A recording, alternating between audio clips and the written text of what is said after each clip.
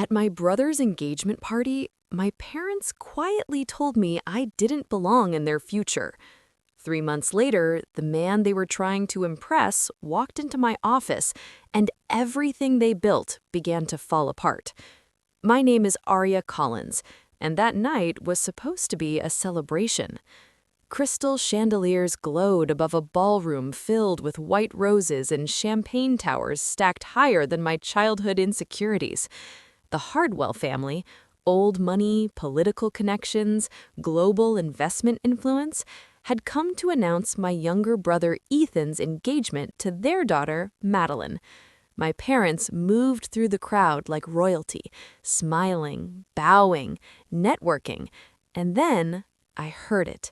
My mother leaned toward a group of Hartwell relatives and said quietly, "Arya has always been different, brilliant, but not really suited for circles like this." Another woman laughed softly. "Not everyone is alliance material." I stood frozen, holding a glass I hadn't touched. Ethan didn't defend me. He didn't even look uncomfortable. My father later pulled me aside near the balcony.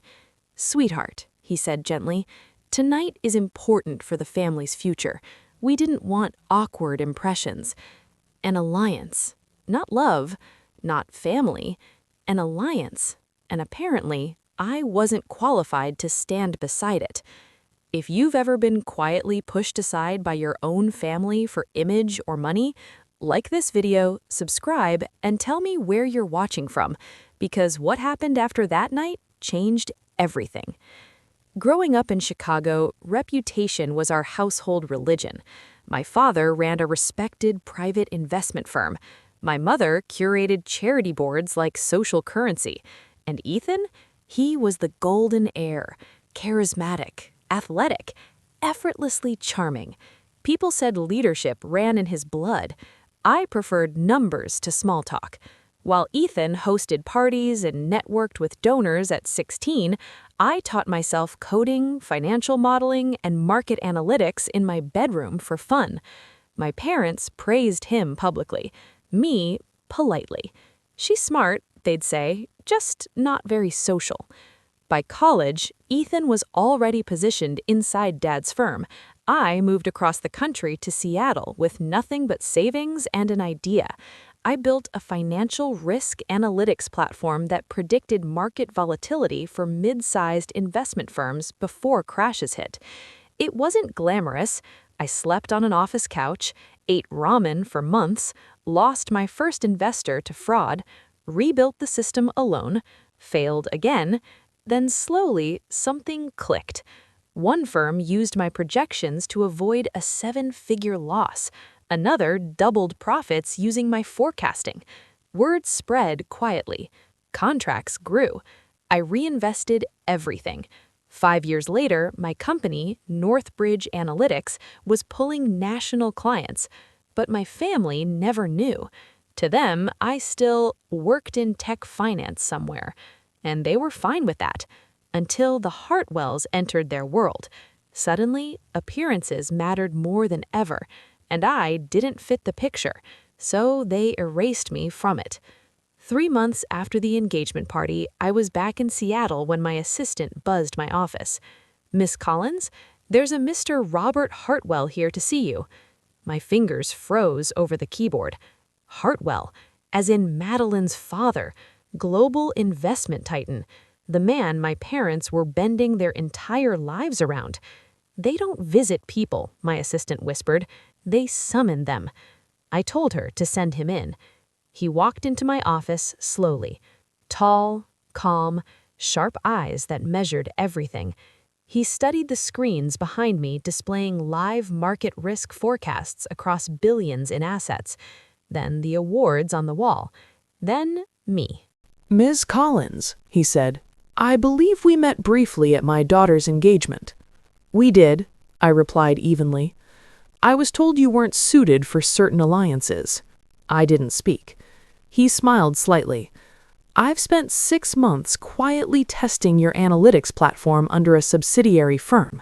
My heart pounded. "It saved us over $40 million in market corrections," he continued. You built this alone? Yes. He nodded slowly. That's why I'm here. He slid a folder across my desk. Inside was a partnership proposal that would make Northbridge the primary risk intelligence engine for Hartwell Global Investments, a deal larger than my father's firm had ever touched. Then he said quietly, I don't align my family with incompetence, and based on the numbers, if someone is unworthy of alliance, it isn't you. 2 weeks later, my parents and Ethan were invited to a strategic investment announcement at the Hartwell headquarters. They arrived expecting celebration. Instead, they walked into a press-filled conference hall. My company logo stood beside the Hartwell crest. I was at the podium next to Robert Hartwell. The room buzzed, cameras flashed. My mother's face drained. My father froze. Ethan whispered my name like he'd seen a ghost. Robert took the microphone. Effective immediately, he announced, Northbridge Analytics becomes the primary market intelligence partner for Hartwell Global. Gasps filled the room. This partnership was earned through innovation, resilience, and vision. Then he looked directly at my family. Qualities not determined by social circles, but by results. Silence. Absolute silence. Within months, everything shifted. My father's clients began migrating toward data-driven firms like mine. His outdated investment strategies lost relevance. Partnerships dissolved. Revenue dropped. Ethan struggled under scrutiny. For the first time in his life, charm wasn't enough. And for the first time, my parents called not to lecture, but to listen. We didn't know, my mother whispered once. I replied calmly, You never asked. Today, Northbridge operates in 5 countries. We fund scholarships for women in quantitative finance. We predict market shifts governments now rely on. And my family? They're rebuilding quietly, without the empire they once controlled. Here's what I learned.